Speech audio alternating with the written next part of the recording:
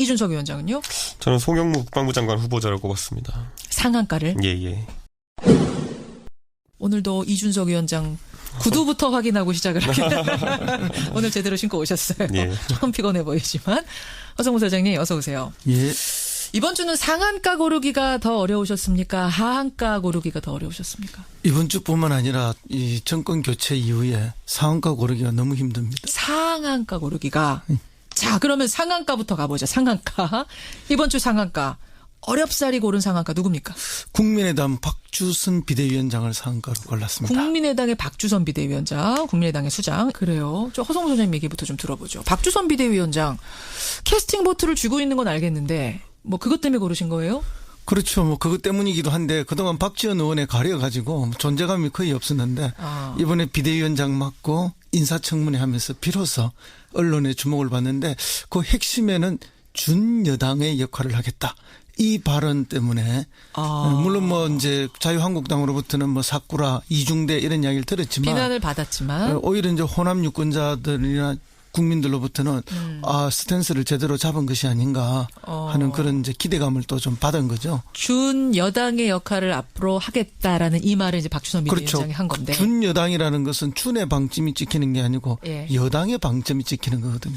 그래요. 그러니까 결국은 뭐가 다른 거예요? 문재인 정부에 협조할 것은 제대로 협조하겠다. 물론 비판도 때로는 하겠지만 예. 그래서 이제 협조에 더 방점이 찍혔다 봅니다. 물론 당내에서는 호남 중진들하고 그다음에 이제 수도권의 소장파들 사이에 지금 계속 의견이 엇갈리고 예. 또 강경한 소장파들의 목소리 때문에 뭐 인사청문회다 뭐 그다음에 예산 추경이다 이런 거에 반대 목소리가 강하게 나오지만 결국은 반대하고 안 해줄 듯 하지만 예.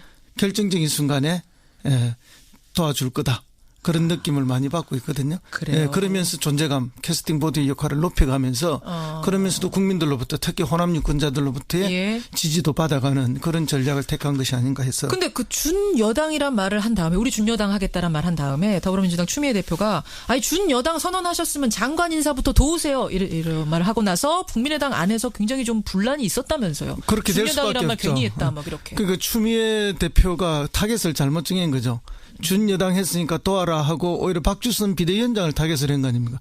그렇게 하지 말고 오히려 타겟을 소장파들한테 해가지고 아니 당신들 왜 그러느냐 어른들이 다 그렇게 잘 정했는데 좀 도와주세요 이렇게 가야 되는데 타겟 설정을 잘못했기 때문에 오히려 내부 분란이 생길 수가 있다. 오히려 도우려는 사람을 좀 곤란하게 그렇죠. 명각하면 박주선 대표는 그렇게 되면 내부로부터 비난도 받고 추미애 대표로부터 비난도 받게 되니까 안팎으로 협공을 당하는 그런 옹색한 위치가 돼버리잖아요. 그러니까 이제 그것은 추 대표님께서 약간의 타겟을 잘못한 거다 이렇게 봅니다. 허 소장님은 박주선 비대위원장의 준여당이라는 방향 설정 옳았다고 본다. 상한가. 이준석 위원장 어떻게 보세요? 박주선 위원장이요? 예. 어제 제가 공교롭게 어떤 행사에 가가지고요.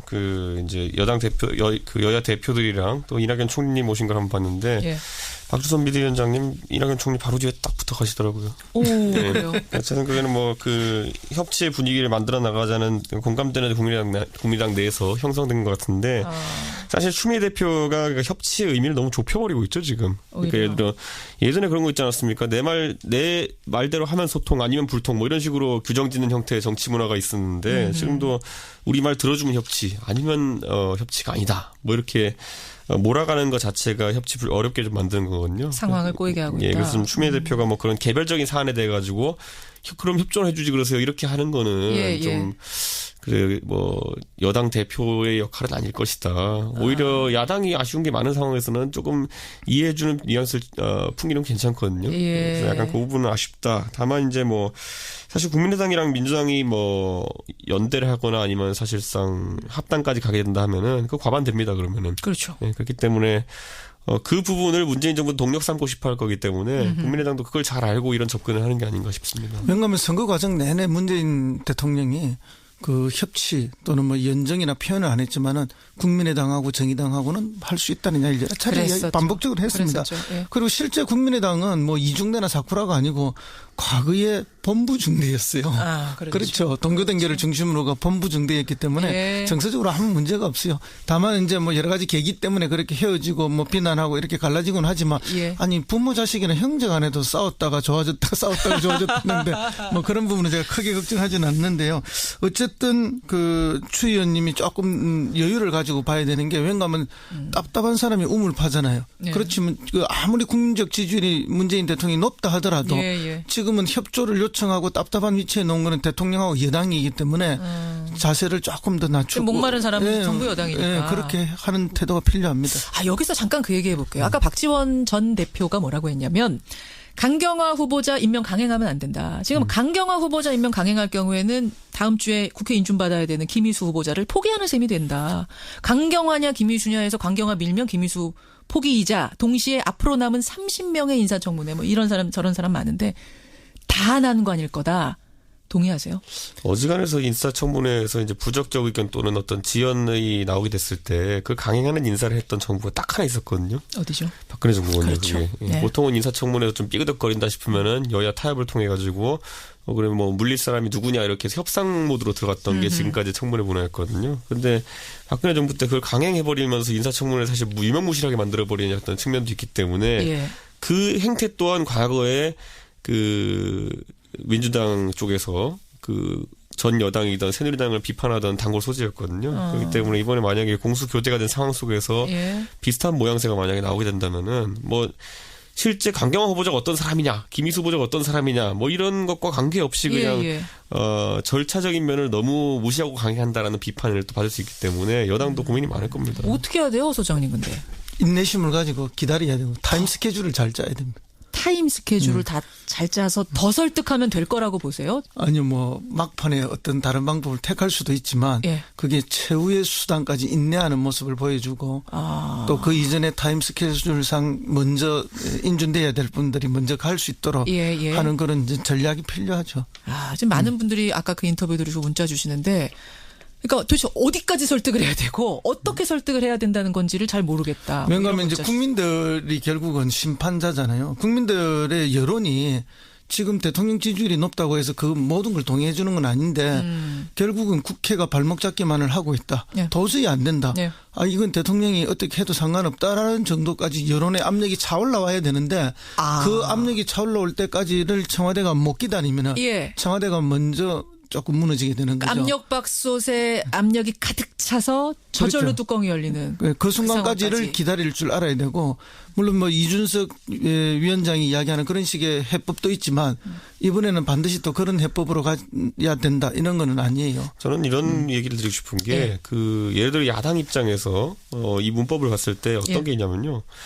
강경화 장관 후보자에 대한 여러 의혹이 제기되었는데 어느 순간에 좀 의아한 이제 퍼포먼스들이 몇 번 있었던 게 전직 외교부 장관이 갑자기 전부 다 지지 선언을 한다든지 10명이 지지 선언을 이런 모양새들이 보였는데 그분들이 공무원이 대다수고 어지간해서는 자발적으로 모인다고 보는 사람은 거의 없습니다.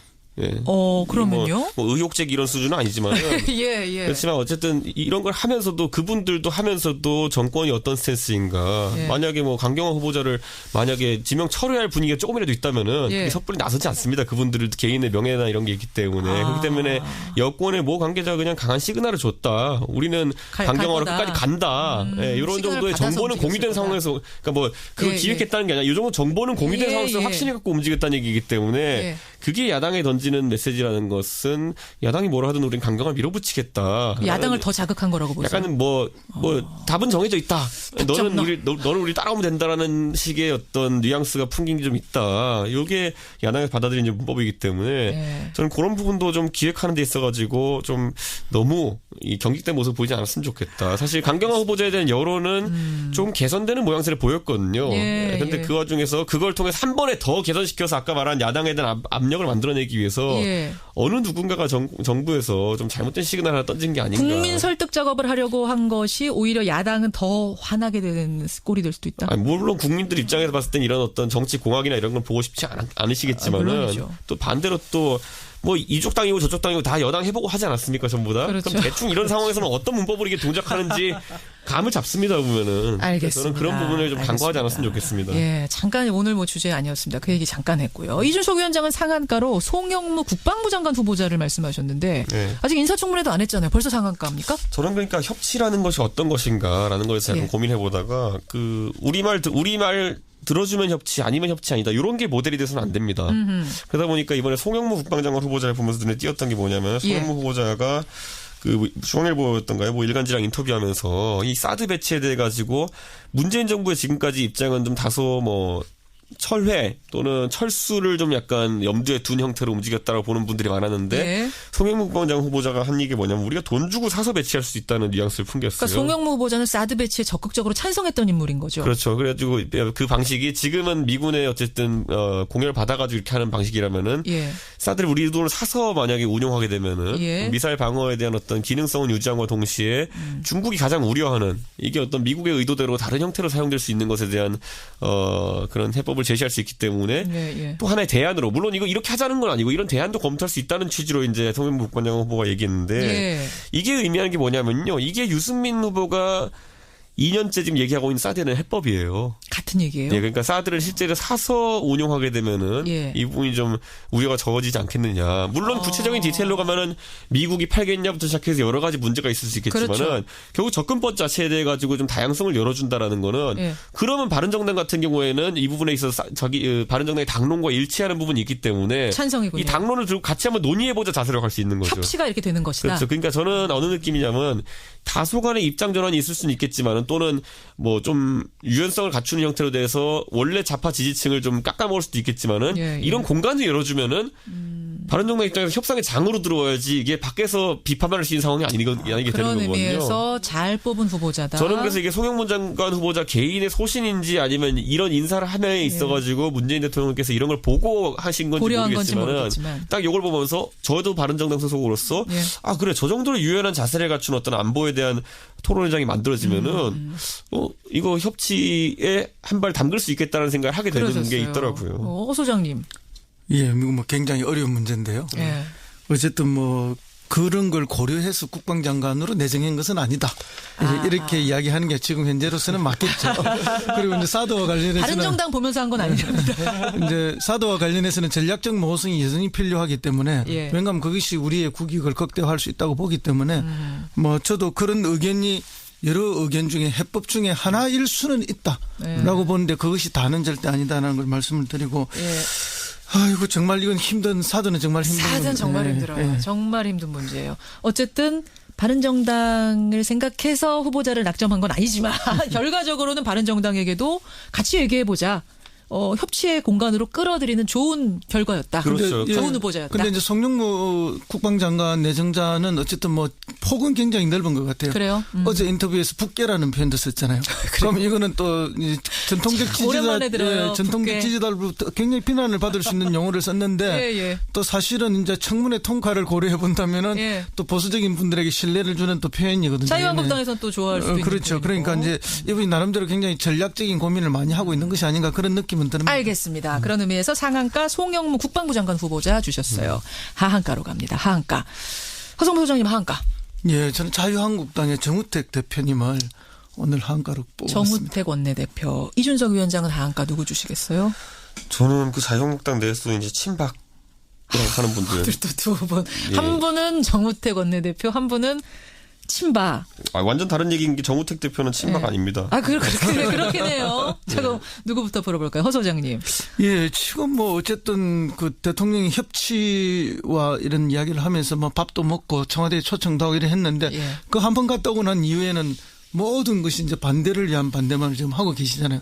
그러니까 총리 인준에서부터 다 지금 계속 반대를 하고 계신데 예. 지금 그래서 이제 협치의 길이냐 대결의 길이냐 해서 셀프 왕따의 길을 지금 택한 거 아니에요. 그러니까 협치도 아니고 대결도 아니고 셀프 왕따의 길을 간다고 생각하세요? 물론 뭐 궁극적으로는 대결인데 셀프 왕따의 길을 좀 선택했다. 방향 잘못 잡았다? 발음 잘못 잡은 거죠. 이게 꼭 협치는 아니라도 정권 예. 초기에는 좀 도와주는 척, 예. 협조하는 척 이렇게 하면서 몇 가지 해줘야 돼요. 그렇게 해서 이제 국민들로부터 또는 국회나 야당의 역할이 뭐 이렇게 잘하는구나 하는 기본을 만든 다음에 예. 결정적인 여러 가지 이제 약점들이 나올 때 완전한 그 대결의 길을 가면서 주도권을 쥐어야 되는데 예. 전혀 설득력 없는 방식으로의 대결 그러니까 왕따의 길만 스스로 택해서 가기 때문에 실질적으로 이제 당의 발전이라든지 뭐 내년 선거를 앞두고 이렇게 간다라고 예상을 하지만 이게 내년 선거에 대한 도움이 사실 별로 안 될 거라고 저는. 아니 근데 지금 저희가 리얼미터 매주 조사하잖아요. 그거 보면은 자유한국당이 소폭이지만 강경한 자세를 취한 다음부터 조금씩 오르긴 했거든요. 조금씩. 예, 그런 게 반영됐다라고 볼 수도 있지만 실제 지금 당장 지방선거를 한다면은 예. 사실은 그 누구죠? 홍준표 후보가 받았던 정도의 지지율은 예. 결국은 또 나오게 되어 있습니다. 아. 그러니까 그 지지율까지는 뭐 여론조사 안 잡힌다 하더라도 예. 선거를 하면 나오는 지지율이기 때문에 지금 미세한 변화는 강경한 투쟁을 해서 나왔다고 이렇게 보기는 그것 어렵습니다. 때문은 아니라고 보시는 거예요. 그 조그만한 소폭 상승은. 사실은 이제 뭐 대선에서 패한 후에 살살 정신을 차려가는 그런 수준이다 이렇게 봐야죠. 그러니까 사실 그 예전에 박근혜 정부가 초기에 출범했을 때도 보면은 야당이 뭘 해도 지지율이 안 오르는 상태가 좀 있었거든요. 그렇죠. 그때 그리고 뭐 아무리 대여 강경 투쟁을 많이 한다 그래도 일정 수준 이상으로는 국민들이 지지를 안 보내는 그런 현상이 있었는데 그게 아마 지금 자유한국당이 그대로 빠져 있는 지금 딜레마 슬럼프가 아닌가. 아닐까라는 생각을 좀 하게 되고요. 그 중에서도 근데 친박한테 하한가를 주신 이유는 뭡니까? 어려운 상황, 당 전체가 어려운 상황인데? 사실 좀 애매해진 게요. 이게 친박은 우두머리가 누군지도 약간 이제 불투명한 상황이 돼버렸어요. 예. 그러니까 물론 과거에 이제 그 지주라고 하면 박근혜 대통령이었지만은 지금 뭐 정치 활동할 수 없는 상황이고 그렇죠. 그러다 예. 보니까 이제 이 사람의 유산을 물려받아서 누가 할 것이냐 이걸 두고 이제 경쟁이 펼쳐져야 되는데 상속자가 될 수 있는 사람이 지금 없습니다 현재로서는. 뭐 홍문종, 원유철 이런 분들, 김진태 의원 뭐 이런 분들? 그분들은 한 번도 그러니까 어떤 철학적인 면에서 네. 어떤 걸 계승하겠다는 그런 뉘앙스를 보여준 적도 없고요. 그리고 무엇보다도 지난 탄핵 국면이나 아니면 여러 가지 뭐 이 재판 과정 이런 데서 또 그렇다고 해서 적극적으로 박근혜 대통령 유산을 상속받기 위한 어떤 움직임을 보인 것도 아닙니다. 지지자들에게. 아니라고 보시는 거군요. 예, 차라리 오히려 그걸 과감하게 해보려고 예. 큰 꿈을 안고 뛰쳐나갔던 그 조원진. 곰돌이 후보. 예, 곰돌이 후보님. 우리 조원진 후보가 차라리 그런 면에서 의지는 보였다라고 할 수 아하. 있겠지만은, 예, 가지고 성공적이지 못했고, 그래서 현재 지금 그 상속자가 없는 상태로 지금 이제 친박은 이번 전당대회에 돌입해야 되는데, 예. 뭐 전당대회에서 지금 전략도 없는 것 같고 후보가 누구인지 잘 모르겠는 것 같고 언뜻 보면은 나중에 가장 마지막에 그 배를 탄 원유철 대표가 친박 후보인가, 뭐 홍문종 후보가 친박 후보인가, 다들 이제 그 후보조차도 단일화가 안 되는 상황이기 때문에 혼란을 겪고 있는 거예요? 그럼 내부에서도? 교통정리할 사람이 없는 거죠. 네, 교통정리할 사람이 없는 거기 때문에 제 생각에는 아마 다음 이번 전당대회에서 예. 친박이 소멸할 가능성이 이제 보인다. 친박이 소멸까지 불과 몇 개월 전까지만 해도 가장 강력한 게 아니요, 파였는데. 충분히 가능한 게요. 과거에 그 노무현 정부가 사실 좀 낮은 지지율로 마감한 뒤에 예. 그 다음에 전당대회 할 때 보면은 예. 친노를 한동안 소멸했었어요. 노무현 대통령의 비극적인 서거 이후에 다시 살아나기 시작한 거지. 그때 그 전까지는 뭐 손학규 대표라든지 뭐 이런 분들이 패족이라고 당의 했었죠. 사실상의 얼굴로 이제 활동하게 되고 그 동안은 좀 휴직을 가졌는데 그렇죠. 친박도 이제 비슷한 패스를 상황으로 한동안 겪을 것으로 이렇게 보입니다. 그런 의미에서 하한가 그렇게 해주셨어요. 예, 오늘 상한가와 하한가, 상한가 보도에는 국민의당 박주선 비대위원장과 송영부 국방부 장관 후보자, 하한가 보도에는 자유한국당 정호택 원내대표 친박 올리면서 두 분과 인사 나누겠습니다. 두 분 고생하셨습니다. 다음 주에 뵐게요. 예. 네, 감사합니다. 감사합니다. 뉴스당 세미래정책연구소 허성모 소장, 바른정당 이준석 노원병 당협위원장이었습니다. 이런 모양새들이 보이는데 그분들이 공무원이 대다수고 어지간해서는 자발적으로 모인다고 보는 사람은 거의 없습니다. 예. 그러면요? 뭐 의혹적 이런 수준은 아니지만 예. 그렇지만 어쨌든 이런 걸 하면서도 그분들도 하면서도 정권이 어떤 스탠스인가. 예. 만약에 뭐 강경화 후보자를 만약에 지명 철회할 분위기가 조금이라도 있다면은 예. 그게 섣불리 나서지 않습니다. 그분들 개인의 명예나 이런 게 있기 때문에. 그렇기 때문에 여권의 모 관계자가 그냥 강한 시그널을 줬다. 우리는 강경화로 갈 거다. 끝까지 간다. 예, 이런 시그널을 정도의 받아서 정보는 움직였을 공유된 거다. 상황에서 그러니까 뭐 그걸 예, 기획했다는 게 아니라 이 정도 정보는 공유된 예, 상황에서 예. 확신을 갖고 움직였다는 얘기이기 때문에 예. 그게 야당에 던지는 메시지라는 것은 야당이 뭐라 하든 우리는 강경화 밀어붙이겠다. 야당을 더 자극한 거라고 보세요. 약간은 뭐 답은 정해져 있다.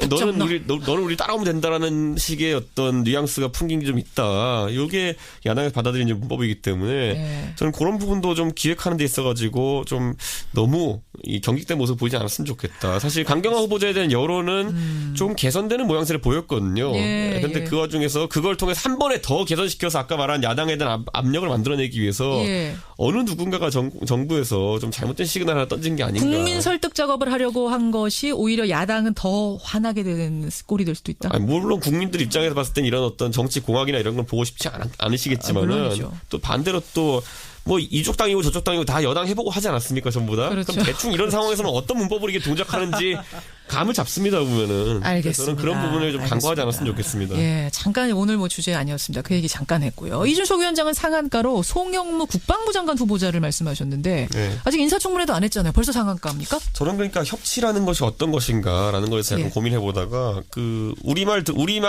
들어주면 협치 아니면 협치 아니다 이런 게 모델이 돼서는 안 됩니다.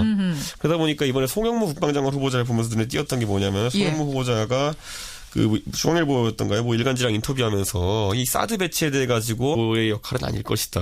오히려 야당이 아쉬운 게 많은 상황에서는 조금 이해해주는 뉘앙스를 풍기는 괜찮거든요. 예. 그래서 약간 그 부분은 아쉽다. 다만 이제 뭐 사실 국민의당이랑 민주당이 뭐 연대를 하거나 아니면 사실상 합당까지 가게 된다 하면은 그 과반됩니다. 그러면은. 그렇죠. 네, 그렇기 때문에 그 부분을 문재인 정부는 동력 삼고 싶어 할 거기 때문에 국민의당도 그걸 잘 알고 이런 접근을 하는 게 아닌가 싶습니다. 왜냐하면 선거 과정 내내 문재인 대통령이 그 협치 또는 뭐 연정이나 표현을 안 했지만은 국민의당하고 정의당하고는 할 수 있다는 이야기를 여러 차례 그랬었죠. 반복적으로 했습니다. 그랬었죠. 예. 그리고 실제 국민의당은 뭐 이중대나 사쿠라가 아니고 과거에 본부 중대였어요. 아, 그렇죠. 동교단계를 중심으로가 본부 중대였기 때문에 예. 정서적으로 아무 문제가 없어요. 다만 이제 뭐 여러 가지 계기 때문에 그렇게 헤어지고 뭐 비난하고 이렇게 갈라지곤 하지만 예. 아니 부모 자식이나 형제 간에도 싸웠다가 좋아졌다가 싸웠다가 좋아졌는데 뭐 그런 부분은 제가 크게 걱정하지는 않는데요.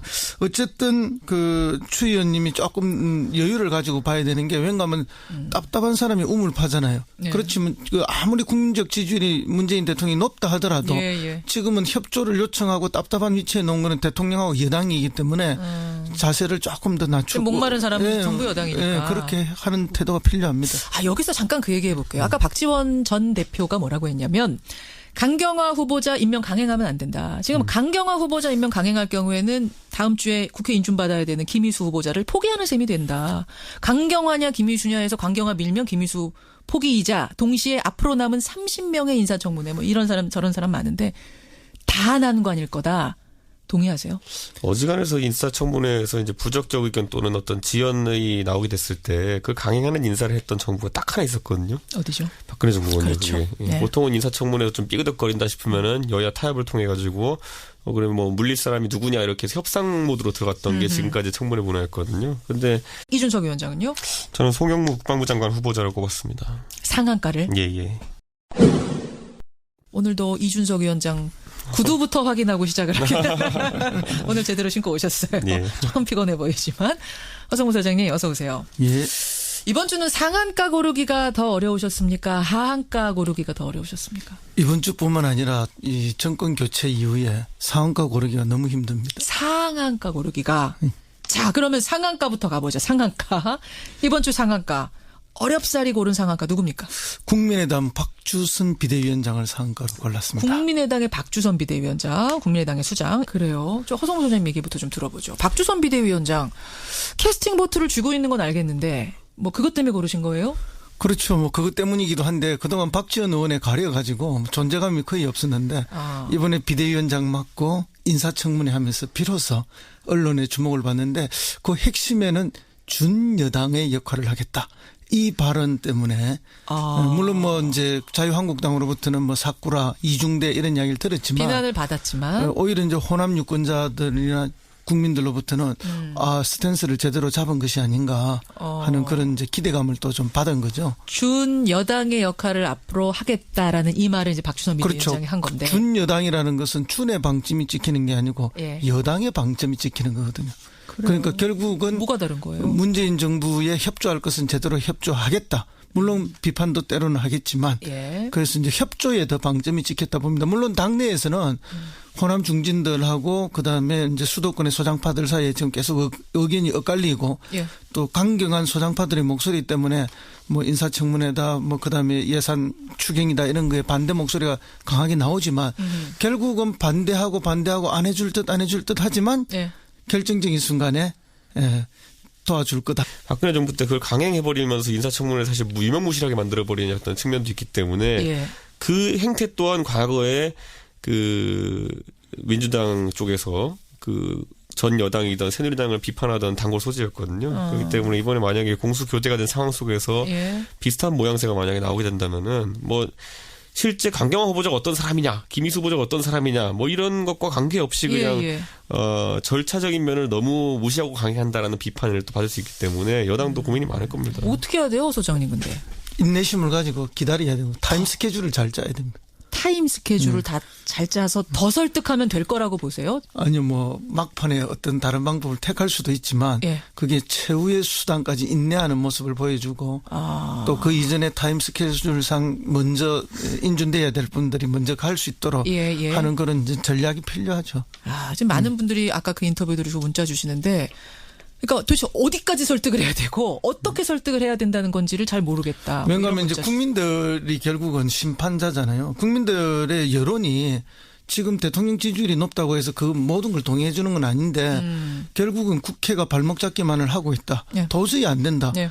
이건 대통령이 어떻게 해도 상관없다라는 정도까지 여론의 압력이 차올라와야 되는데 그 압력이 차올라올 때까지를 청와대가 못 기다리면 예. 청와대가 먼저 조금 무너지게 되는 거죠. 압력밥솥에 압력이 가득 차서 저절로 그렇죠. 뚜껑이 열리는 그 순간까지를 상황까지. 기다릴 줄 알아야 되고 물론 뭐 이준석 위원장이 이야기하는 그런 식의 해법도 있지만 이번에는 반드시 또 그런 해법으로 가야 된다 이런 거는 아니에요. 저는 이런 얘기를 드리고 싶은 게 예. 예를 들어 야당 입장에서 이 문법을 봤을 때 어떤 예. 게 있냐면요. 강경화 장관 후보자에 대한 여러 의혹이 제기되었는데 예. 어느 순간에 좀 의아한 이제 퍼포먼스들이 몇 번 있었던 게 전직 외교부 장관이 갑자기 전부 다 지지 선언을 한다든지 10명이 지지 선언. 네, 그런 느낌을 많이 받고 있거든요. 그래요? 그러면서 존재감, 캐스팅 보드의 역할을 높여가면서 그러면서도 국민들로부터 특히 호남 유권자들로부터의 예. 지지도 받아가는 그런 전략을 택한 것이 아닌가 해서. 근데 그 준여당이란 말을 한 다음에 우리 준여당 하겠다란 말 한 다음에 더불어민주당 추미애 대표가 준여당 선언하셨으면 장관 인사부터 도우세요. 이런 말을 하고 나서 국민의당 안에서 굉장히 좀 분란이 있었다면서요. 그렇게 될 수밖에 준여당이란 말 없죠. 괜히 했다 막 이렇게. 그러니까 추미애 대표가 타겟을 잘못 정한 거죠. 준여당 했으니까 도와라 하고 오히려 박주선 비대위원장을 타겟을 한 거 아닙니까? 그렇게 하지 말고 오히려 타겟을 소장파들한테 해가지고 아니 당신들 왜 그러느냐 어른들이 다 그렇게 잘 정했는데 좀 도와주세요 이렇게 가야 되는데 타겟 설정을 잘못했기 때문에 오히려 내부 분란이 생길 수가 있다. 오히려 도우려는 사람을 좀 곤란하게 그렇죠. 명각하면 박주선 대표는 그렇게 되면 내부로부터 비난도 받고 그렇게 되죠. 추미애 대표로부터 비난도 받게 되니까 예. 안팎으로 협공을 당하는 그런 옹색한 위치가 돼버리잖아요. 그러니까 이제 그것은 추 대표님께서 약간의 타겟을 잘못한 거다 이렇게 봅니다. 허 소장님은 박주선 비대위원장의 준여당이라는 방향 설정 옳았다고 본다. 상한가. 이준석 위원장 어떻게 보세요? 박주선 위원장이요. 예. 어제 제가 공교롭게 어떤 행사에 가가지고요. 이제 여당 대표, 여야 대표들이랑 또 이낙연 총리님 오신 걸 한번 봤는데 예. 박주선 비대위원장님 이낙연 총리 바로 뒤에 딱 붙어 가시더라고요. 오, 그래요. 저는 그게는 뭐 협치의 분위기를 만들어 나가자는 공감대는 국민의당 내에서 형성된 것 같은데 사실 추미애 대표가 협치의 의미를 너무 좁혀버리고 있죠 지금. 그러니까 예를 들어 예전에 그런 거 있지 않았습니까? 내 말대로 하면 소통 아니면 불통 뭐 이런 식으로 규정짓는 형태의 정치 문화가 있었는데 지금도 우리 말 들어주면 협치 아니면 협치가 아니다. 뭐 이렇게 몰아가는 것 자체가 협치를 어렵게 좀 만드는 거거든요. 상황을 꼬이게 하고 있다. 예, 그래서 추미애 대표가 뭐 그런 개별적인 사안에 대해 가지고 그럼 협조를 해주지 그러세요. 이렇게 하는 거는 좀 그래 뭐 여당 대표